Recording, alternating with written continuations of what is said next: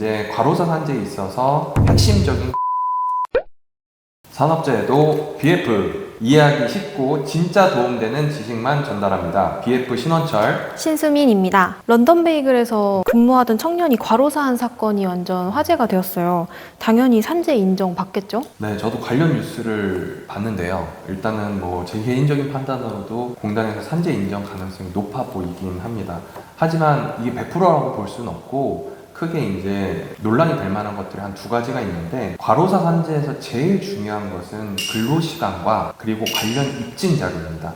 그래서 이 두 가지 측면에서 지금 논란이 되는 부분이 있는데요. 유족 측에서는 근로시간 관련해서 해당 청년이 사망 직전 3개월간 주 평균 60시간 이상 근무를 했고, 사망 직전에는 일주 80시간 이상 근무를 했다, 이렇게 주장을 하고 있는데요. 사측에서는 이에 반해서 해당 청년이 주당 평균 44.1시간 정도 근무를 했다고 주장을 하고 있어서 양측의 근로시간 부분에 있어서 첨예한 대립이 있는 상황입니다. 그래서 공단에서 과연 어느 측의 근로시간을 인정하는지에 따라서 과로사 산재 인정 여부가 달라질 수 있을 것 같고요. 추가적으로 산재에서 또 가장 중요한 것이 입증 자료입니다. 그래서 이 입증 자료 관련해서 유족 측에서는 카톡 대화라든지 아니면 주변 동료들의 증언, 그리고 해당 청년이 출퇴근하면서 사용했던 교통카드 같은 내역들을 일단 공단에 제출을 했다고 하는데, 해당 증거 자료들이 어디까지 인정을 받는지에 따라서도 근로시간 인정 범위가 달라질 수 있을 것 같습니다. 그래서 결론은 이제 과로사 산재에 있어서 핵심적인 근로시간 인정이 어디까지 될 것인지가 포인트가 될 것 같고,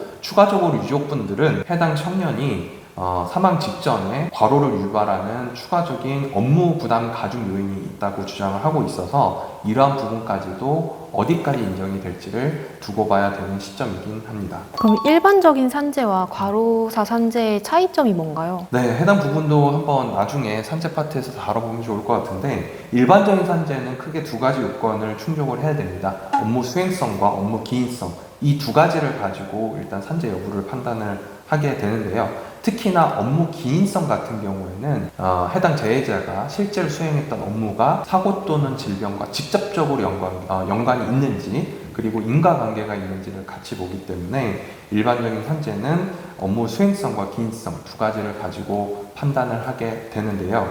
특히나 과로사 같은 경우에는 추가적으로 시간적, 양적 기준을 판단을 하게 됩니다. 이 부분이 앞서 설명드렸던 근로시간이라고 보시면 될 것 같고요. 특히나 앞에서 유족분들이 주장했던 직전 3개월간 주 평균 60시간을 초과해서 근무를 했다는 것은 뇌심혈관계 질환 중에서도 만성 과로에 해당될 가능성이 있어 보이고요. 또 한 가지로 해당 청년이 사망하기 직전에 일주 80시간 이상 근무를 했다는 건 사망 직전 3개월간 60시간 대비해서 80시간이라는 그 시간 자체가 30%를 초과하는 시간에 해당된다는 의미로 볼 수 있기 때문에 해당 부분은 단기성 과로를 주장하는 것으로 보여집니다. 그래서 과로사 산재라고 하는 뇌심혈관계 질환은 만성적인 과로 또는 단기성 과로 여부에 해당되는지에 따라서 근로시간에 대한 양적 기준을 추가적으로 입증을 받아야 되는 상황이긴 합니다. 앞서 설명드렸던 유족분들이 업무 부담 가중 요인으로 꼽고 있는 것이, 해당 청년이 사망 직전에 베이글집의 신규 지점이 인천점을 오픈하는데 거의 대부분의 시간을 쏟았고 오픈 준비도 본인이 거의 도맡아서 했다고 합니다. 그래서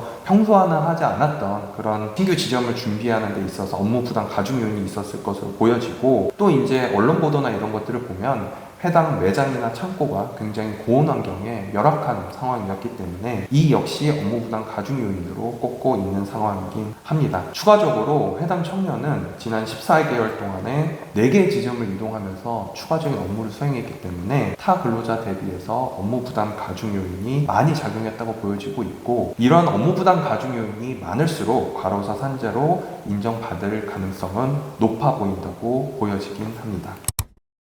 런던 베이글 뮤지엄에서 쪼개기 계약을 했다고 했는데 그 쪼개기 계약은 어떤 건가요? 각종 언론 보도를 통해서 보게 되면 런던 베이글 뮤지엄이라는 곳에서 산재뿐만 아니라 뭐 이제 쪼개기 계약이다, 뭐 이제 CCTV 감시다, 이런 것들에 대한 논란도 추가적으로 보도가 되고 있습니다. 말씀 주신 쪼개기 계약이라는 것은 결국에는 계약직 근로계약서를 의미를 합니다. 계약직은 정규직과 다르게 근로계약 기간에 끝나는 날이 정해져 있는 것을 계약직 근로계약이라고 보통 얘기를 하고요. 런베뮤 측에서는 3개월 단위로 근로계약을 체결을 했었고 업무 수행 등이 부진하다고 판단이 되면 계약 종료를 하는 형태로 계약 기간을 쪼개서 계약을 했다고 하는데, 이제 언론 보도에 따르면 근무 11개월 차에 아파서 본인이 업무를 못하겠다고 하면 그 상태로 계약 종료를 하는 경우도 있어서 이러한 이제 쪼개기 계약이라는 것이 문제가 되고 있는 것 같습니다. 다만 이러한 이제 계약직 계약이라는 것이 불법적인 건 아닙니다. 당연히 이제 계약직이라는 근로 계약을 할 수는 있지만 런던 베이글 뮤지엄 측이라는 것은 아니고 일부 사측에서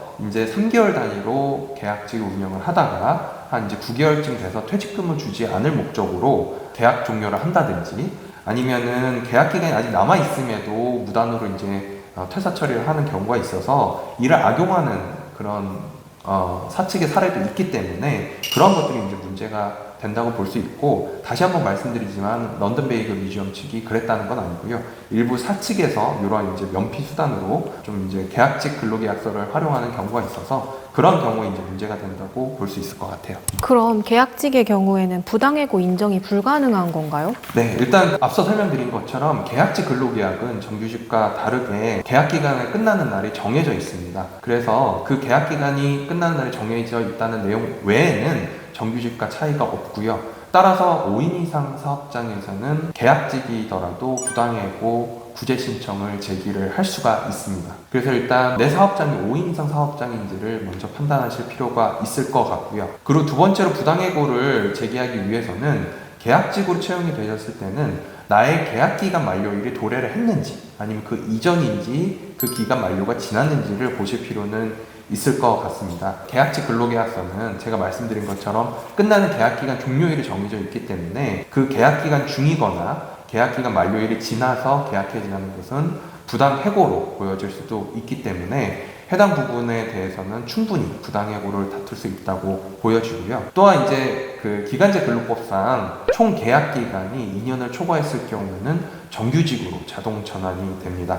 따라서 내 계약이 내가 처음에 계약직으로 채용이 됐더라도 계속 계약갱신을 해서 총 계약기간이 2년을 초과를 했다면 그 이후에 계약기간 만료로 종료하는 것은 부당해고로 보여질 가능성이 있기 때문에 이 부분 역시도 내 계약기간이 얼마만큼 남았는지를 확인해 보시는 것이 중요할 것 같습니다. 그리고 런던 베이글 뮤지엄에서 직원이 실수하면 CCTV로 확인하고 누군지 알아내서 심할서로 쓰게 했다고 하는데 그런 것들은 직계에 성립할까요? 네, 말씀 주신 것들도 이제 언론 보도에서 나왔던 내용이긴 한데요. 일단 직원이 실수를 했을 때 CCTV로 감시를 해서 이거에 대해서 심할서를 작성한다고 하면 직장 내 괴롭힘으로 인정받은 사례가 있긴 합니다. 다만 모든 사안에 있어서 인정을 받았다기보다는 CCTV 설치 목적과 운영 방식 이 두 가지를 잘 살펴보실 필요가 있을 것 같습니다. 그래서 이 CCTV 감시 관련해서는 직장 내 괴롭힘이 성립하는지에 대해서 보다 구체적으로 다음에 기회가 되면 다뤄볼 텐데, 일단 대표적인 것이 CCTV를 통해서 과도한 실시간 감시 그리고 사적 영역을 침해한 것은